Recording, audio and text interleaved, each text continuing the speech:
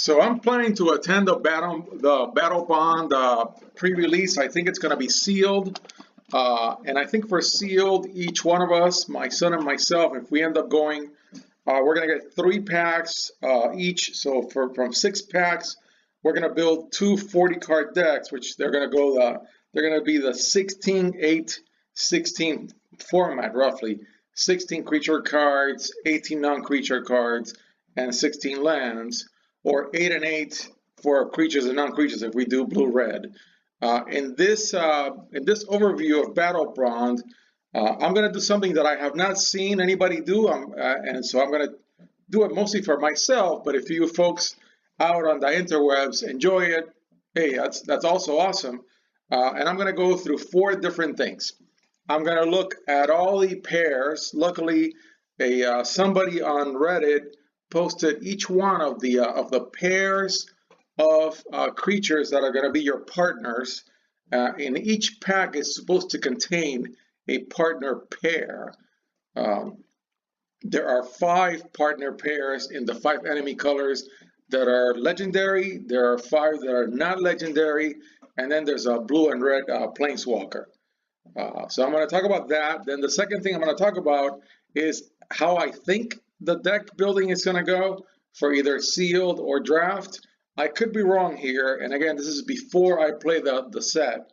I also ordered a booster box, so I'm going to look through some MTG Goldfish money, prices of the cards. Again, all these prices are going to go down by a lot once the set releases, at least half. And I don't think this set is a money set. I think this set is more going to be like a Rivals of Ixalan. It's going to be a set that you enjoy, you play it, it fills a specific niche, and then you move on. Or you decide to keep the cards around, like I ordered a booster box, like I said. So I'm going to talk about that. And then very briefly, near the end, I'm going to talk about what I think are my favorites, and I'm going to talk about assists, which at this point I'm not too thrilled about. So those are the 4 things. So let's just roll on. So I'm going to pick white and red as an example. So you would crack this out of a pack. These would be your rares. And in this case, you're going to have 2 cards that you can eventually turn into commanders later on. At some point, I will crack the packs once I get them, and I'll start building commander decks with some of them, and we'll see how far I get. What I really like about this pair is that the Human Knight, not only does it have double strike, but it gives your dragons double strike. And then its pair is a dragon. That's fantastic. And then it gives knights your team controls flying and haste. So you're going to be building on knights in the lower curve and dragons in the higher curve. And I've seen a few dragons. Again, I'm not going to go card by card in this video because that would take like forever. And you guys can do that on your own and should do that on your own if you're going to go to pre-releases and or play the set. Then, of course, so that was the legendary. And then the regular cards, I think these are both uncommon. The symbols are not that readable, just like Dominaria. I think these are uncommons. And you will get these in a separate pack. You couldn't pull these out of a pack that had other partners, I think. You're only going to get these as the partners in a pack. So this is a tapper, a 3-drop, 1-mana tapper. Not that great, in my opinion. And then the pair is something that can go wild. And that's okay. That's okay. So it gets +X+0 until end of turn, where X is the greatest power among tapped creatures your opponents control. All right, we'll see that. These don't seem that very strong. Planeswalkers are planeswalkers are planeswalkers. I'm sure whoever pulls these is going to do really well in that seal or draft event. There's 6-drop planeswalkers. These are not Liliana of the Veil. These are fun planeswalkers that you're going to have fun in Battlebond. If you make some decks for your own at home, for kitchen table magic, you're going to have a lot of fun. And I think that's going to be it for these. So again, they've got all kinds of multiplayer fun in them. And I'm not going to read them, but yeah, these are cool multiplayer kitchen table fun planeswalkers. Then your red-blue pair, again, red-blue has not only the planeswalkers, but it's got, like every other color, the legendaries and the regular ones. The legendaries on these are coin flippers, which are always fun, but very casual. Coin flipping is almost always not something that anybody would care about in building strong decks because, of course, it's coin flipping. What else can you say? These look like a lot of fun because the coin flip can do something wild. But again, when it doesn't go your way, it's also can also be lame. And then again, the red blue, I guess because it got the planeswalker, they're not the best cards in my opinion. You tap the red one and you deal 2 damage to target creature. Player or planeswalker. That's all right. And then the blue one, they're both very heavy at 5, by the way. Whenever you cast a spell during your turn, untap target creature. That's okay. The white-black legendaries are also fairly heavy. They're rares. They look pretty good though. A demon and an angel. That's very interesting. And then in the case of the black one, you play one black mana, you sacrifice X creatures, and then there's a draw X, gain X life, and put X +1/+1 counters on this. That's pretty good. I think that's really good. And then your angel is going to be a flyer, and if your team gain life this turn, you can drop 2 1/1 tokens at the beginning of each end step. That's also really nice.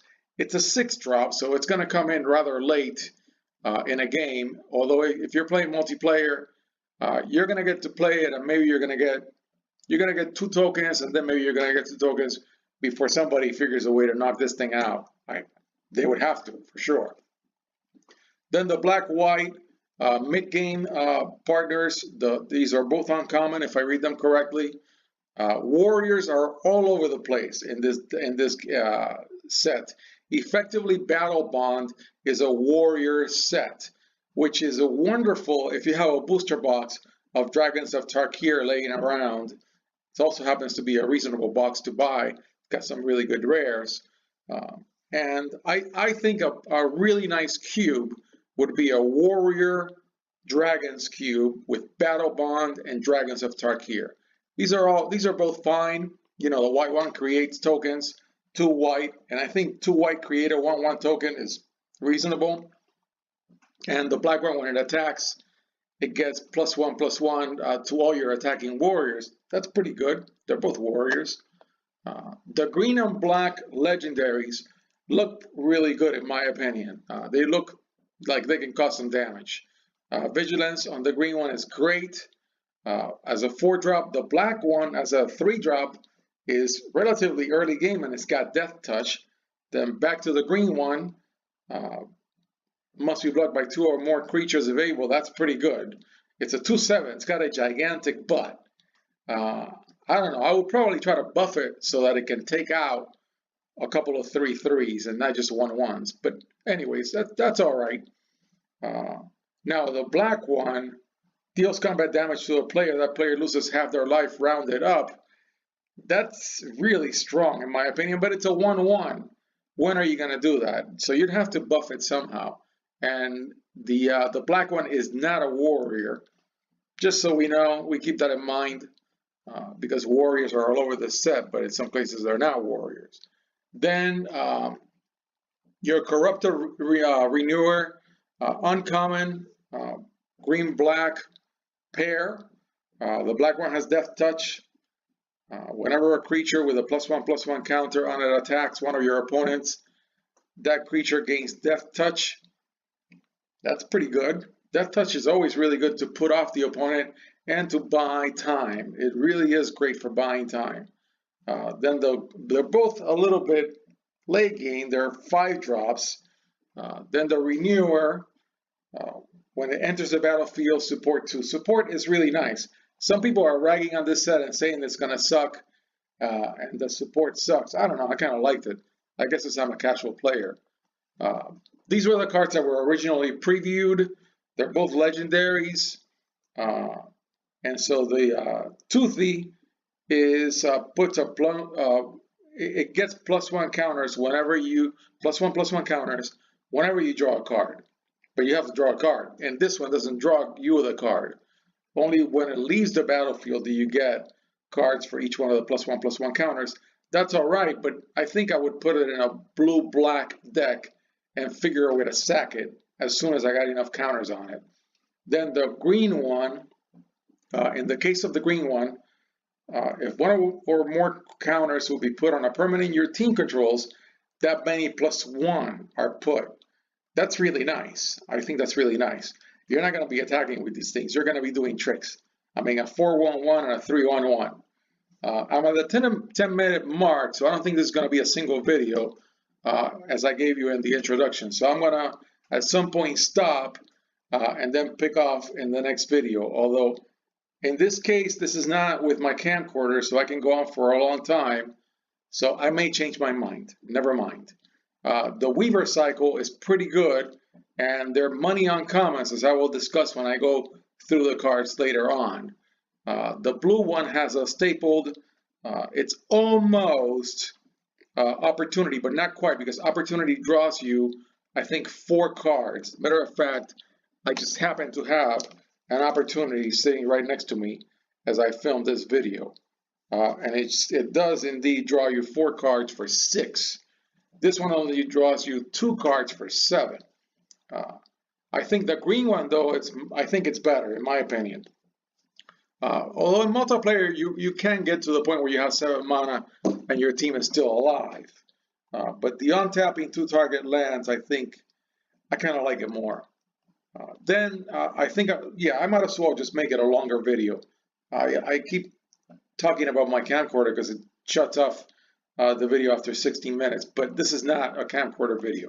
So how I think it's going to happen, and again, I may end up having to correct this for myself after I play with the set. But in Partners Sealed, each one of you is going to get 3 packs, so your team is going to have 6 packs. And when you get your partners, they're going to be in enemy color. So when you lay them out, you're going to have 6 pairs of partners. I think if you're unlucky, or I don't know if you're unlucky or lucky, you may get not just 2 different partners that are red and blue, you may get the same pair of partners that are red and blue. Now, if they're both the legendaries, you're going to have to be very careful when you play and you put them on the board, because you can only play 1 at a time. But I think having 2 of each of something good in your decks, I think it's going to be fine, as long as you remember, especially if you're a new player, hey, when you play a legendary, you can only have 1 on the board. But just by the laws of probability, I've put in here an example where you would draw 1 of each of the enemy pairs, and 1 of the enemy pairs you get 2 of. So these are going to be your partners in Sealed. Then in Draft, you get to open your own 4 packs, your team does, and you're going to get at least 4 pairs of partners. Although it is possible, I seriously doubt this, that somebody will pass you a pack where they didn't pick the partners. I don't really see that. Again, we're talking about this set before it comes out, so I really have no idea how it's going to play out. But as I see it right now, lowest common denominator in a draft, you're going to have 4 pairs of partners, and they're going to be in enemy colors. Now, how do you put them in your decks? The set is an allied set. All your 2-color cards in the set are allied color pair, and so it's going to work out best for you to build allied color pair decks. Also, the lands, the dual lands in the set are also allied color pair. So here I've set up a scenario where your best cards are in blue, your second best cards are in red, third best are in black, fourth is white, fifth is green, and I'm assuming that you pulled enough partners in white and blue and in red and black. Okay, so you're going to have a blue-red pair of partners and a white-black pair of partners. Let's just assume that. I'm going to say, in general, in this case, you're going to take out green. Green is your least powerful selection, and it so happens, also it'll likely happen, you don't have the best partners for it. That could be now there could be a dilemma when you do these decks where your green selection is going to be good and you don't have any good partners for it, or you're going to have really good partners, but your selection in those colors is not that great. Again, this is before the set issues. I don't really know how I'm going to attack either one of those scenarios as I face it. hopefully with 6 packs as designed, you should be able to build 40 or more card decks. And this is a scenario that I've built for myself of how you cut out one of the colors and then build 2 allied color decks, one for yourself and your teammate would do one for his or her cards. Okay, so now to the money cards, and thank you for MTG Goldfish for compiling all this data that we can all use. It looks like the money cards are all in mythics, the top 7, and then there's 3 rares. Again, I think these prices are going to go down by a lot, especially if the set gets opened a lot. A lot of people have said the set is going to be lame, like Conspiracy 2, where it had some play and then it kind of faded. That could be, that's fine. I'm a casual player anyways, I don't really care. But I'm going to go through some of the money cards just because they are money cards and people climb mountains because they're there. So I'm not looking at all of them. Some of them have like Mind's Eye. I'm just not going to highlight, or Seaborn Muse. I have a Seaborn Muse somewhere. So of course, these are the money cards, 6 of the money cards. Hopefully I'll pull some of them. The one that the 2 that I really want to pull are Nagila, because I want to build a warrior multicolor commander deck. And I also like Spell Seeker. I think it is a new card, I believe. And I just like it. I think it's a really cool card. When it enters the battlefield, you may search your library for an instant or sorcery card with CMC 2 or less, reveal it and put it into your hand. It's a nice tutor. So I really like it. The other ones are strong. I'm not going to turn down pulling a doubling season, but I'm really interested in Nagila and Spell Seeker. Then going to the money commons, these are just high quality cards. It looks like Virtus Maneuver is new. I did not check, but I think just by the artwork, Sky Shroud Claim is probably not a new card. Again, it's nice to know that there's going to be some good money commons, commons that are 50 cents or above. It could end up that even after the set is opened, Generous Patron is still a 50-cent common. That's not a bad thing. Of course, then when it comes to these guys are supposed to be commons, Lay Weaver and Lore Weaver. And by the symbol, they look like uncommons. Again, we have this Dominaria thing. Somebody in the design department is labeling the commons and the uncommons so that they look the same. I've been looking through the set and thinking that silvery design is uncommon, but here it says they're commons. I'll keep going. Then in the case of the uncommons, your usual good stuff, reprint that adds value to the set at the uncommon slot. That's always good. Spell Snare, Chain Lightning, Genesis Chamber. These are cards that I think a lot of us know what they look like. Then, of course, the white-black uncommons are supposed to be money uncommons. It's good to know. And then there's a bunch of other money uncommons that are nice.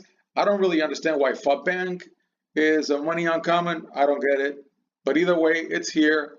And if we look back, that's what the prices off of MTG Goldfish are saying. It is what it is. I love the artwork for Nimbus Champion. Some of these cards are not good commander cards. Like, for example, Cheering Fanatic. When it attacks, choose a card name. Spells with the chosen name cost 1 less to cast. That doesn't really buy you anything in Commander because there's only going to be one of those cards. So there you go with that. Then when we talk about the money rares, okay, there seems to be a really reasonable selection of money rares in the set. Again, all these cards are going to go at least 50% down in the next month.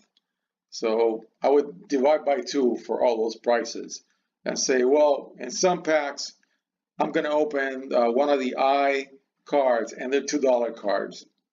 They could even go lower if the set actually tanks, like some people have suggested that it will. Here are some of the money rares. Vigor is the one that I really want to pull. I should have added a 6th slot in here just because it's taking real estate on this slide. But I really want to pull Vigor. The other ones, fine. If I pull them, that'll be great. And then, of course, the eyes, they're interesting. Coin flipping is not my thing, but there they are. And they're money rare, supposedly. I'm not sure I'm going to be crazy about assist. Something like Lava Fear Overlord for 954 flying. Somebody in your team still has to spend the mana. So the fact, I think it's really cool because yes, it is true. If it's a card that your partner has and you don't have, you can help him or her cast it. It looks to me like some of the assist cards are going to be really fun and actually even good. Maybe like fan favorite or the crowd goes wild. I see them, especially I see the crowd goes wild being good in a multiplayer commander game. I'm not sure about the ones that are super mega overcosted, like Lava Field Overlord. I don't see that card going anywhere, even in the games, even in the Battlebond games. We shall see.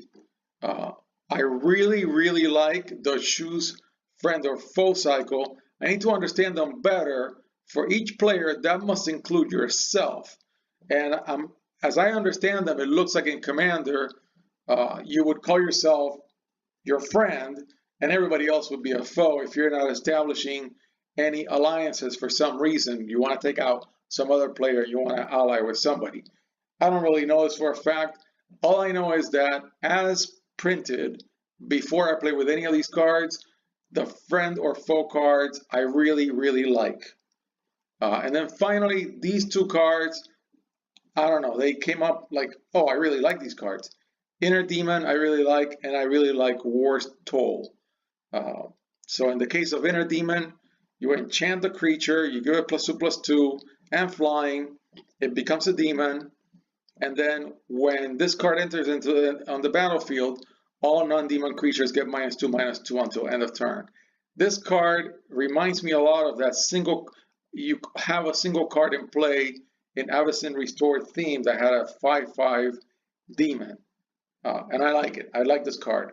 In the case of War's Toll, whenever an opponent taps a land for mana, tap all lands that player controls. I mean, that sounds amazing. I don't understand. Maybe I'm misreading this card. Sometimes I misread a card and I think it's way better than it actually is. That sounds amazing. I mean, that's one hell of a stacks effect. Anyways, I'll end here, and I hope you guys enjoy Battlebond. I hope I enjoy it too. I'm going to buy a booster box. If it ends up being a bunch of bulk 2 months from now, I'm fine with that, and let's all have a lot of fun.